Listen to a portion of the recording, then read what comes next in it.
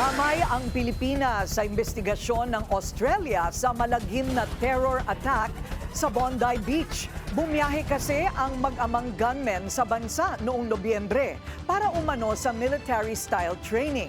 Posible rin daw na dito sila sa Pilipinas na inspire ng terror group na ISIS. Narito ang agenda report ni Mai Rodriguez. There has been reports in the news about our two offenders travelling to the Philippines last month. I can confirm that they did travel to the Philippines. Inaalam na ngayon ng Australian Police kung bakit nagpunta sa Pilipinas ang mag-ama na nasa likod ng terror attack sa Bondi Beach. We continue to work through the motive of this tragedy and will continue to do so. Gumugulong pa ang investigasyon pero malinaw para kay Prime Minister Anthony Albanese ang posibleng punot dulo ng pamamaril.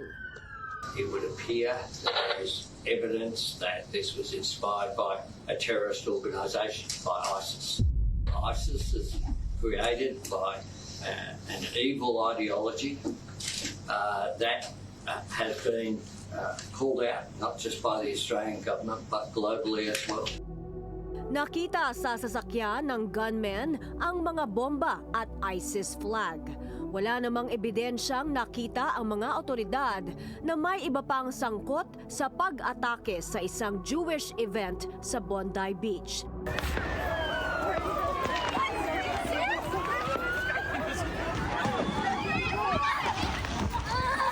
Labing-lima ang namatay sa tinatawag ngayong Australia's worst mass shooting in 30 years. Patay rin ang isa sa mga gunman. Sa isang makeshift memorial sa Bondi Pavilion, daan-daan ang nag-alay ng mga bulaklak at dasal para sa mga biktima. I'm really struggling to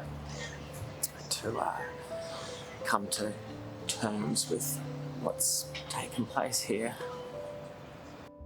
It's a sad day for our Jewish community, a sad day for our Bondi community, a sad day for an Australian community. We're heartbroken. Ilan sa mga nasawi ang isang rabbi, isang Holocaust survivor at isang batang babae. Para sa Agenda, Mai Rodriguez, Bilyonaryo News Channel. Kumpirmadong nagpunta sa Pilipinas ang Bondi Beach gunmen. Ayon sa Bureau of Immigration, dumating ang mag-ama na kapwa Indian nationals mula Sydney, Australia noong November 1. Sa Davao raw ang kanilang destinasyon. Umalis sila ng Pilipinas at bumalik ng Sydney noong November 28.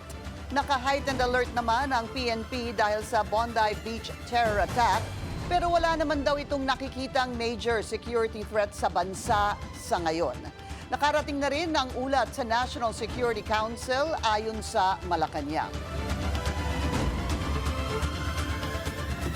At this time, there is no confirmed information indicating that their visit posed a security threat, and this is not considered a serious or immediate concern. Standard security, immigration, and counterterrorism protocols remain fully active with coordination ongoing with Australian authorities. Manatiling nakatutok sa Bilyonaryo News Channel. Sumubaybay sa aming social media accounts at mag-subscribe sa aming YouTube channel para sa mga bago at eksklusibong balita.